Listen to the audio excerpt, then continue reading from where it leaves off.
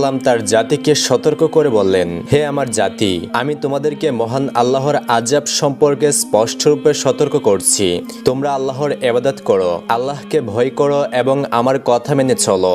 যদি তোমরা তা করো তাহলে তিনি তোমাদের গুনাহ ক্ষমা করে দেবেন এবং তোমাদেরকে একটি সুনির্দিষ্ট সময় পর্যন্ত অবকাশ দেবেন। হে আমার জাতি, তোমরা জেনে রাখো, আল্লাহর প্রতিশ্রুতি যখন এসে পড়বে তখন আর কোনো অবকাশ দেওয়া হবে না।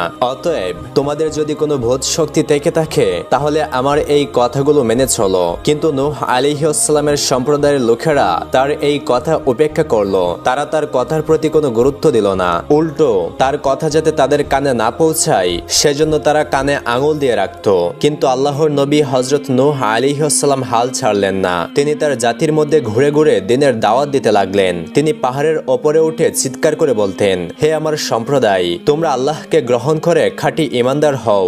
মূর্তি পূজার মতো গর্হিত কাজ থেকে ফিরে এসো। যদি তোমরা এই অন্যায় পথ থেকে ফিরে না আসো তাহলে ইহকাল ও পরকালে ভীষণ শাস্তির সম্মুখীন হবে। এই শাস্তি থেকে তোমাদেরকে কেউ রক্ষা করতে পারবে না। নূহ আলাইহিস সালাম এই কথাগুলো এত জোরে বলতেন যে তার কণ্ঠস্বর সকল এলাকার ঘরে ঘরে পৌঁছে যেত। এতে এলাকাবাসী খুবই বিরক্ত হতো এবং তার প্রতি অত্যন্ত ক্ষিপ্ত হতো। কেউ কেউ কানে আঙুল ঢুকিয়ে রাখত যেন নূহ আলাইহিস সালামের কথা তাদের কান পর্যন্ত না পৌঁছায়। আবার কেউ কেউ মুখে কাপড় দিয়ে তার প্রতি অবজ্ঞা করত। কেউ কেউ বিরক্ত হয়ে থুতু নিক্ষেপ করত।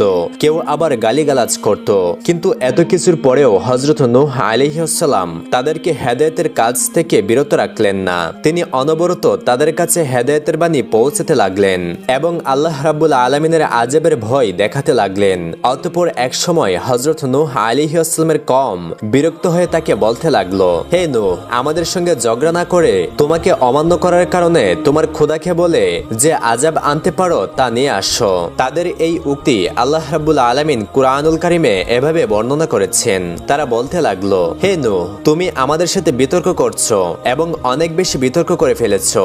সুতরাং এখন যে সম্বন্ধে তুমি আমাদেরকে ভয় দেখিয়েছো তা নিয়ে আসো, যদি তুমি সত্যবাদী হও। সূরা হুদ আয়াত নং 32। হযরত নূহ আলাইহিস সালাম তাদের কথার জবাবে বললেন, আল্লাহর আযাব আমার আয়ত্তে নয়, তা তো শুধুমাত্র তারই আয়ত্তে রয়েছে। তিনি আমাকে রাসূল স্বরূপ পাঠিয়েছেন মাত্র। আমি তোমাদেরকে সতর্কবাণী শুনিয়ে যাচ্ছি, আর তিনি চাওয়া মাত্রই তার আযাব চলে আসবে। নূহ আলাইহিস সালাম যখন তার সম্প্রদায়ের কোনো কথা না শুনে তাদের মাঝে অবিরাম গতিতে হেদায়েতের কাজ চালিয়ে যেতে লাগলেন তখন তারা অত্যন্ত বিরক্ত হয়ে একদিন তাকে ভীষণ প্রহার করলো। এতে তার শরীর রক্তে রঞ্জিত হয়ে গেল, সমস্ত কাপড় চোপড় রক্তে লাল হয়ে ভিজে গেল। এরপর তারা হযরত নূহ আলাইহিস সালামের গলায় রশি লাগিয়ে